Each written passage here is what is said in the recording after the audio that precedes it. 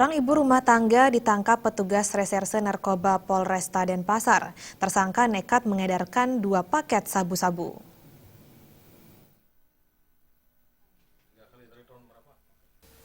Ibu rumah tangga berinisial TS ISOA 34 tahun kini mendekam di sel tahanan polisi.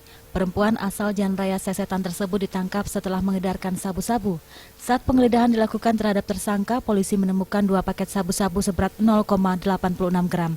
Menurut Kasat Reserse Narkoba Polresta Denpasar, Kompol Igede Ganevo, tersangka merupakan mantan narapidana lapas Gerobokan. Sebelumnya pada tahun 2014, tersangka divonis 3 tahun dalam kasus yang sama. Kita amankan jadi untuk pemeriksaan lebih lanjut.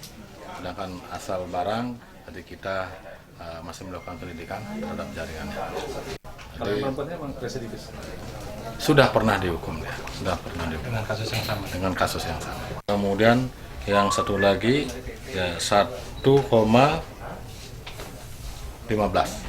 Yang perempuannya berarti baru bebas ya? Ya masih bebas bersyarat. Kepolisian masih memburu jaringan tersangka TS yang menjualkan barang terlarang tersebut. Akibat perbuatannya, tersangka kembali mendekam di balik terali besi dengan ancaman hukuman lebih berat. Raiswantara, Bali TV.